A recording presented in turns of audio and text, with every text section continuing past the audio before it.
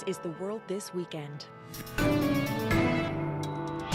Good evening, I'm Stephanie Skandaris. Tonight, it takes a village.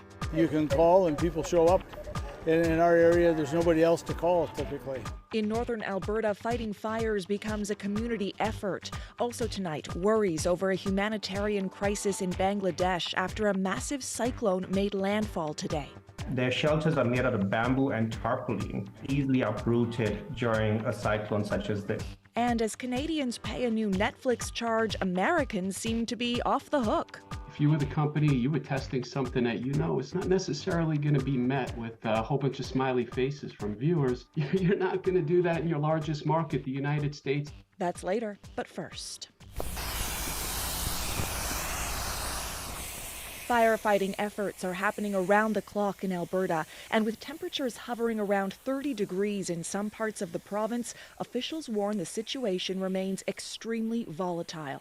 More than 19,000 Albertans have had to evacuate their homes, and 3 new evacuation orders have been issued over the past 24 hours.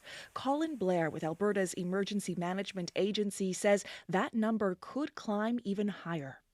For those who are in a community that's on an evacuation alert, I cannot stress strongly enough the need for residents to be prepared in case there is an urgent need to evacuate. Things can change quickly, and an evacuation order may be issued with little warning. There are 87 wildfires burning in the province. About 1/4 of them are out of control. In High Prairie, Alberta, about 350 kilometers north of Edmonton, resources are stretched thin. So neighbours are banding together and forming a makeshift firefighting force. The CBC's Erin Collins joined them on the front lines and brings us this report. Black smoke and flames cover the treetops on this sliver of fertile farmland just south of High Prairie, Alberta. It's become an all too familiar sight. Just a week ago, a wildfire ripped through here, leaving devastation in its wake. Now it's back. Low humidity, high temperature, a little bit of wind, and everything wants to burn. Ron Anderson's been fighting hot spots on his property for a week. Hot, dry temperatures and strong winds have stoked them up again. This is a real community effort to get these fires out, isn't it? No doubt. You can call and people show up. In our area, there's nobody else to call typically. Well, today he has extra help. Neighbors moonlighting as volunteer firefighters have answered the call. Arthur Smith, wielding a fire hose, is a seasoned veteran on this crew. How old is he? 84. Smith, from the nearby hamlet of Anilda, only started firefighting in his 70s. Our old fire chief in Anilda was sick. Yeah. I went in to help him out because I knew him well. A few meters away, hopping back into the cab of a fire engine, a first-timer, 17-year-old Avery Okanow. What draws you to this? Why are you doing it? I just like to help the community get back. Are you scared at all? No, not really. Kind of gives me an adrenaline rush. As soon as one flare-up is put out, another pops up right away. This time it's Ron's neighbor, and he's quick to drive over. Another hot spot has sprung up in the bush. These fires can burn underground for days, even months.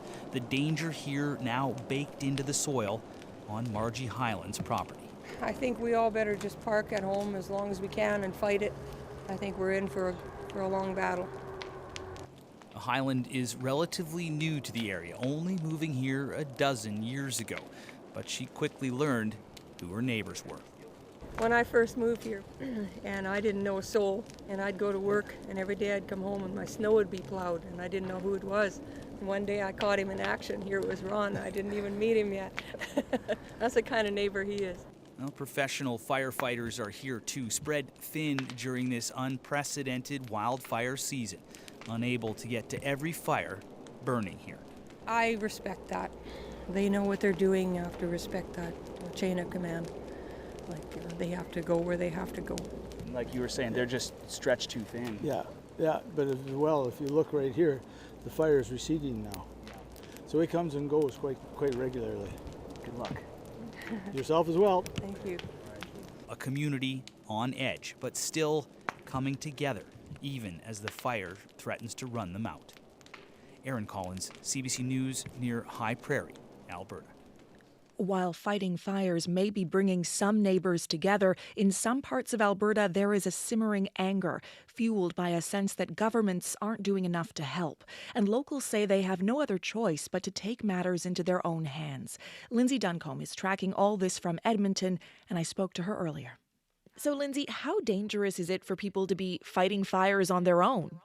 Well, it's quite dangerous, actually. We heard a warning from Trevor Grant, who is the fire chief at the County of Grand Prairie, and he talked about an incident where some of these people who are fighting the fires on their own came into close proximity to the actual official firefighters, and he said that was very dangerous. Here's how he explained it.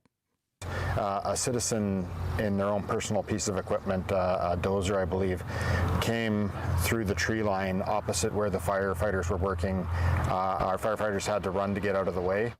And the other thing that can happen is if there's a fire crew working a fire line that the province doesn't know about, they do run the risk that those aerial bombardments that could happen and those pilots won't know that they're there, which is incredibly risky. So people are being told to be very careful, but at the same time, they want to protect their homes and their livestock, and they don't see really any other option. Mm-hmm. And then in Yellowhead County, which is west of Edmonton, I understand many ranchers and farmers there say they've been abandoned by the government and they're angry. What are you hearing? Well, there's really the sense that they're falling between jurisdictions, right? Well, the province is responsible for the forests and the municipalities. Many of them are fire services that are run with volunteers and don't have the skills for working with wildfire. That leaves people who say they're not getting the help and the resources that they need, and they've had to do this on their own. That's the reason why they stayed back. And that has been some of the anger that we've heard at town halls really right across Alberta this week. Some of the women that we met, two of the women we met, Samantha Caillou and Kelsey Miller, actually went to their local fire department in Wildwood and confronted the fire officials there. Here's what that sounded like. I do understand that you guys have had frustration. And I do understand that you are just doing your job and there is a process and everything, but the process is bullshit. Humans are helping humans now. And there is a sense of people working together for sure. There are huge brigades of volunteers who are bringing out gear that they have, right? These are big farms. They've got the bulldozers. They have the equipment that they need. There have been trucks that have donated. Big companies, oil companies are contributing everything that they can. There's this real community effort happening, but in some places it's happening independently of the official effort. And yeah, you can really sense some of the anger and frustration there. I mean, this is all happening against the backdrop of the Alberta election. Do you think this could influence or change how people vote? I certainly did not get that sense from the people we spoke to in Yellowhead County. Alberta politics is pretty baked in conservative in these rural areas. Kelsey Miller, one of the women we spoke to, told us that just because people are making these calls and asking for more resources and asking for more help doesn't necessarily mean that they want a different premier. And it was also interesting to realize that just like politics everywhere these days, there are some wild theories out there. Social media posts claim that the fire was set deliberately for political purposes during this election. So, yeah, we heard people say that too. All right. CBC's Lindsay Duncombe in Edmonton. Thank you so much, Lindsay. You're welcome. The village of Buffalo Narrows in northern Saskatchewan has ordered a partial voluntary evacuation. A wildfire is threatening the only exit from that community. The fire has grown rapidly in the past few days and is now larger in area than the city of Saskatoon. Buffalo Narrows Mayor Sandy Erickson says the fire is currently not at risk of burning homes or infrastructure. Over in Shelburne County, Nova Scotia, fire crews are battling an out-of-control wildfire in Little Harbour. The Department of Natural Resources says the size of that fire is estimated at 10 hectares. 2 helicopters are on the scene, as well as department staff and volunteer firefighters.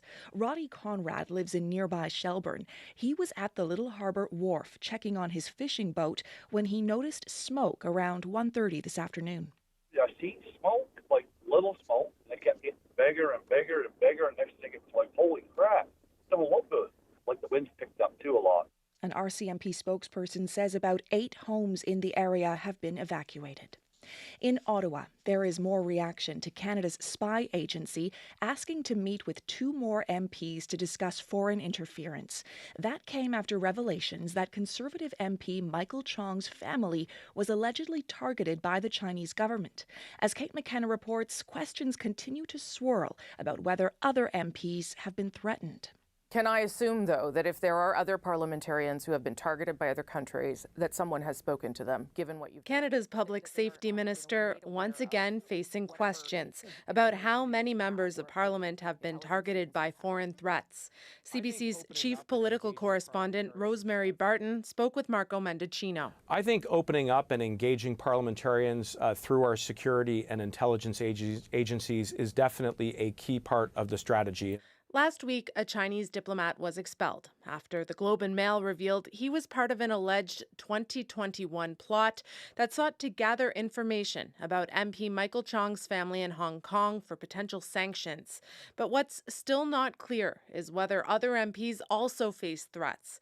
Now, Canada's spy agency is asking to meet with 2 more MPs. Former Conservative leader Erin O'Toole and NDP MP Jenny Kwan. You have to wonder about what does that mean? Am I being targeted? If so, how so? Since when? And who knew about it? What's been done about it? And so those, of course, are very live questions. Under intense pressure to do something, last week a government source confirmed there will be a bill tabled to create a foreign agents registry. That means anyone working on behalf of a foreign government will need to declare it. Mendicino says it's a tool used in other countries to fight foreign meddling. Well, certainly we're looking at models, including like the lobby registry, which has a website and a portal so that Canadians can see exactly who is participating in what activity. Kwan says it's a good first step, but not enough. I think that registry is really important. I think that's important for all the countries, to which there are concerns around foreign interference. And so that registry, I think, is really important to move forward on. But that in and of itself, I think, is deficient. Vincent Rigby is a former national security advisor to Prime Minister Justin Trudeau. He says Canada has to stand up for itself. I do think at times that China looks at Canada as a little bit of the child that you can pat on the head. Opposition parties say they want a public inquiry. Former Governor General David Johnston has been tapped to decide whether Canada needs one. His deadline is in 9 days.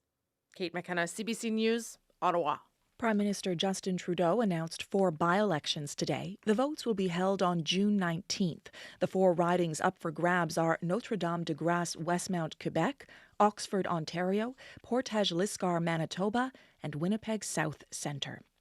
Cyclone Mocha made landfall this morning, bringing devastating winds and rain to Myanmar and Bangladesh and forcing hundreds of thousands of people to flee to higher ground. At least 3 people are dead, and as Philip Lee Shannock reports, there are fears of a possible humanitarian crisis. Cyclone Mocha came ashore with wind speeds of more than 200 kilometers per hour, the equivalent of a Category 4 hurricane. It brought storm surges as high as 6 meters. It made landfall near the southern tip of Bangladesh, not far from Cox's Bazar, home to one of the world's largest refugee settlements, where more than 1 million Rohingya refugees live in camps largely made up of flimsy shelters. Just a couple of months ago, there was a massive fire. Arjun Jain is the United Nations principal coordinator for Rohingya refugee response. The Rohingyas are living in one of the most densely packed habitations in the world, and their shelters are made out of bamboo and tarpaulin, easily flammable and easily uprooted during a cyclone such as this. The refugees fled to Bangladesh 6 years ago from neighboring Myanmar, where they faced persecution. Bangladeshi authorities banned them from constructing permanent settlements, so in Cox's Bazar, shelters made of bamboo and tarps were destroyed or flooded in low-lying areas.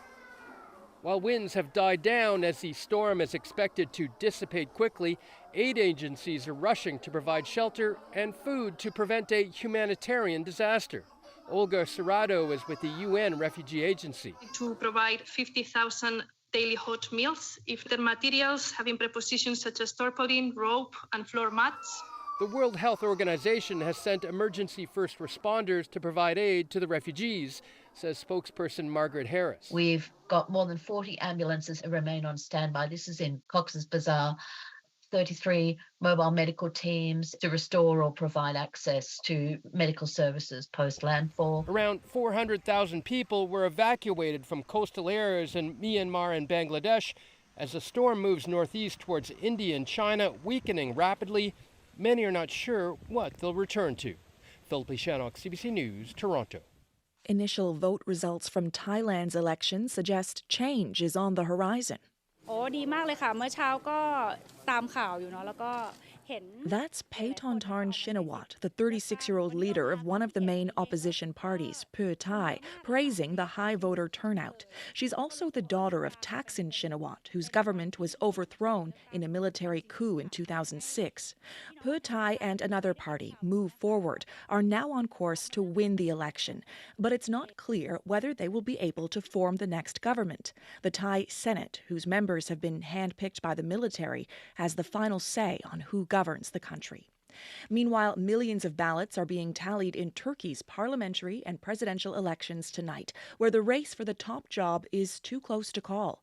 The incumbent president and the opposition leader are neck and neck, but each are falling just short of the more than 50% of the vote needed to claim victory. As Briar Stewart reports from Istanbul, that means a runoff later this month is likely. Throughout Turkey, tens of millions lined up to cast their ballots. Some survivors from February's devastating earthquake traveled more than 12 hours by bus to return to the communities where they no longer live, but are still registered to vote. Some, like Özgür Kayaboğlan, decided to vote against the president and the government. They live here, the people, for die. Nobody come here 4 days here for help. But in the earthquake zone, there is strong support for Recep Tayyip Erdogan and his party. The fact that he promised to quickly rebuild homes certainly helped. Throughout the campaign, Erdogan and his government made big, expensive promises. And given that the state controls most of the media, he got most of the campaign coverage. When Erdogan voted today, he urged people to participate in Turkey's democracy, while the opposition leader Kemal Kılıçdaroğlu and his supporters accused the president of destroying it. We have to get back to democracy again. Tuba Jeffrey is an election monitor working for the Kılıçdaroğlu campaign. He was anointed leader of a 6-party opposition alliance to try and take down Erdogan. It's got to change the system. Erdogan has been in power since 2003, first as prime minister, then as president. He has loyal, even adoring supporters. They trust the president to fix Turkey's troubled economy, even though his critics say his quest to keep lowering interest rates led to inflation hovering around 45%. But Ahmet Okan, who voted for him, says it's not fair to blame him for that. We are not happy about that. But I think the Erdogan will solve it again. Because we try him, and so we believe that he will solve this problem again. As the ballots were counted, both sides claimed an early lead and vowed they would not rest until every vote was accounted for. It's very likely they will have to go through this all over again in 2 weeks' time. A third presidential candidate won only a few % of the votes, but it appeared to be enough to keep Erdogan and Kılıçdaroğlu from declaring victory. So what has been called a pivotal and tense election will keep playing out until there's a clear winner after a second round of voting. Briar Stewart, CBC News, Istanbul. The U.S. government says it has not seen a spike in the number of migrants trying to cross its southern border with Mexico since the pandemic policy Title 42 expired on Friday. Homeland Security Secretary Alejandro Mayorkas. In fact, over the past 2 days, the United States Border Patrol has seen an approximately 50% drop in the number of people encountered at our southern border as compared to the numbers earlier this week before Title 42 came to an end midnight on Thursday. Title 42 allowed the U.S. to remove migrants in order to limit the spread of the COVID-19 virus. Mayorkas says the U.S. is still removing thousands of migrants trying to cross illegally.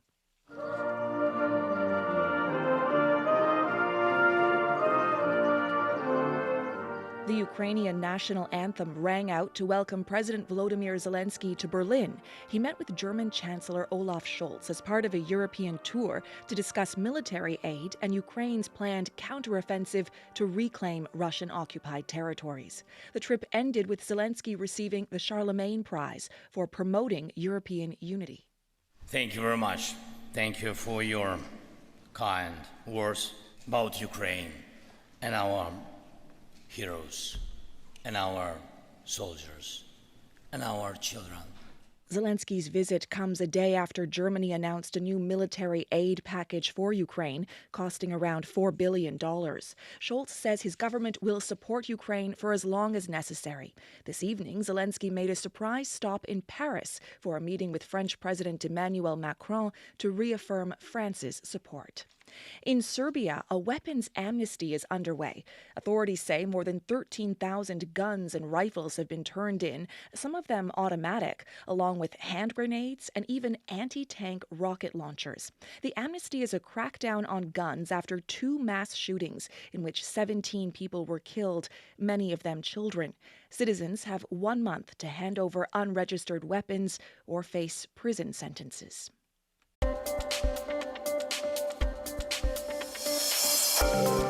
You're listening to The World This Weekend on CBC Radio. I'm Stephanie Skandaris. You can listen to this program anytime on the CBC Listen app or on the CBC News YouTube channel.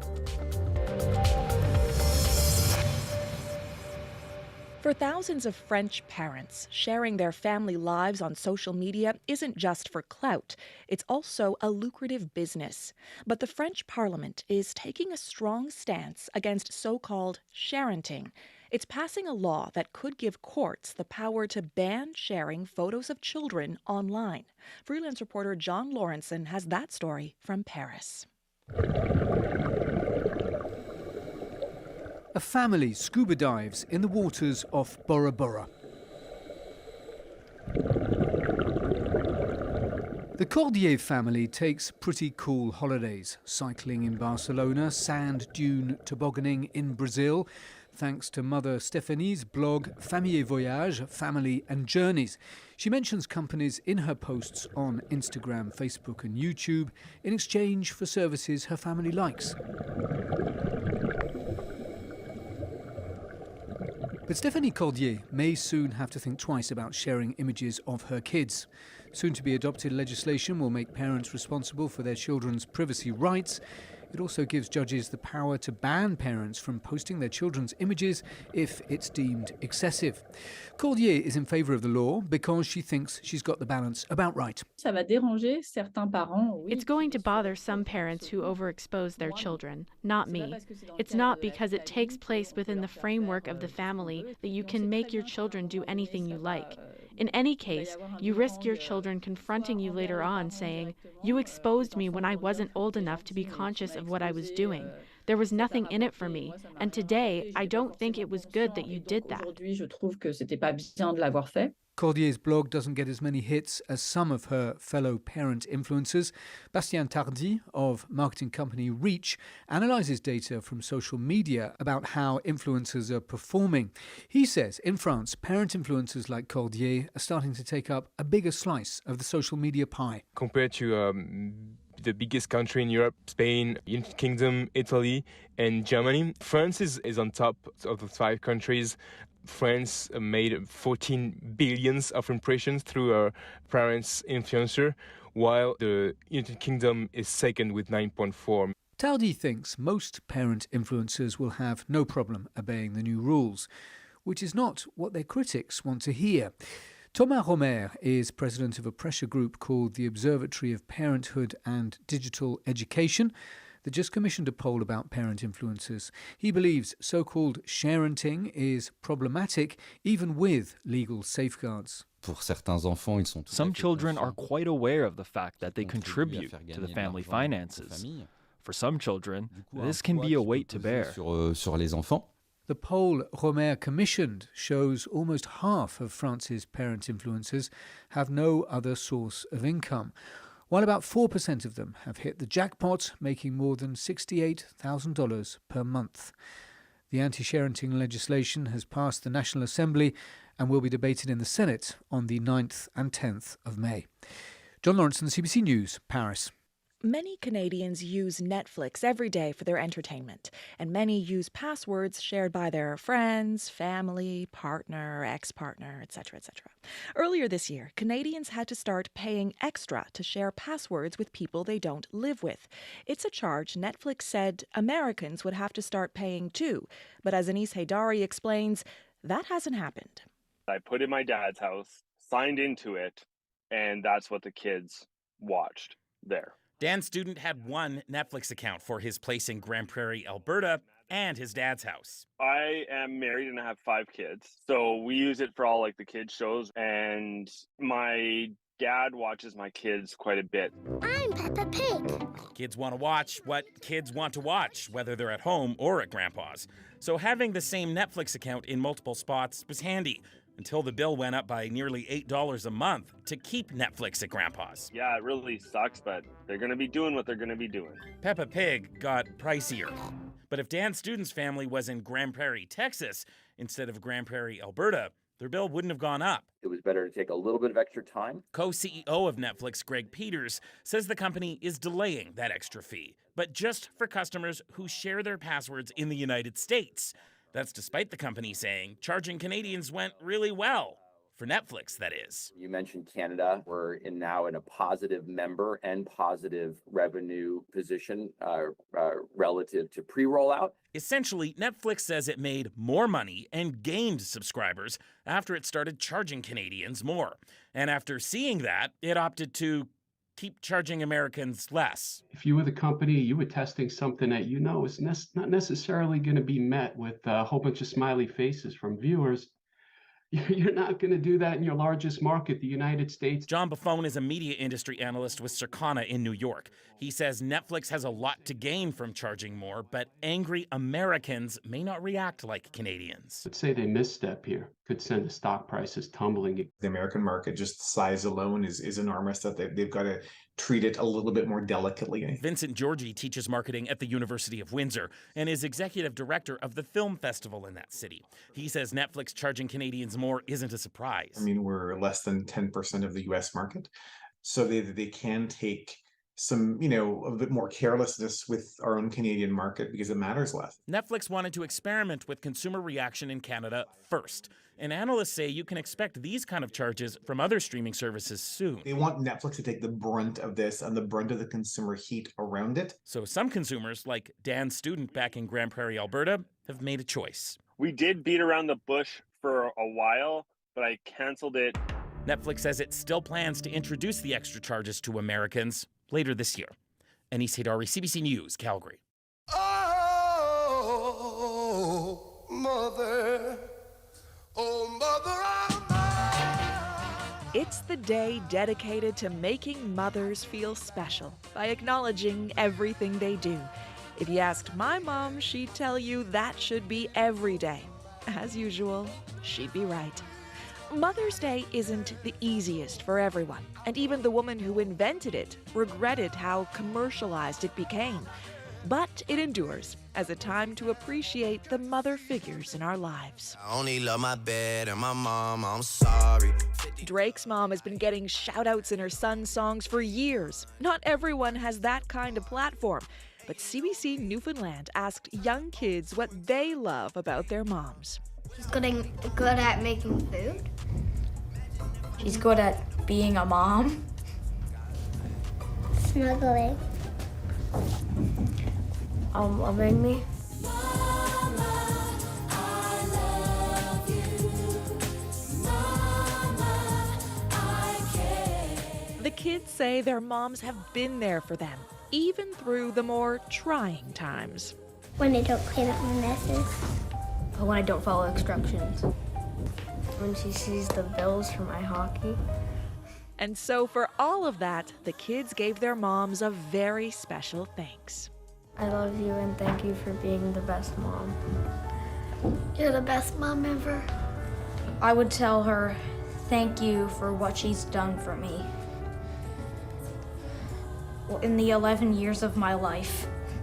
You're the best mom in the world. Happy Mother's Day. Mama said there'll be days like like this, there'll be days like this, Mama said, Mama said, Mama said. And since we couldn't have said it any better, here's a little more of a song. The Shirelles' Mama Said on The World This Weekend. I'm Stephanie Skandaris. Good night. Everything was going fine.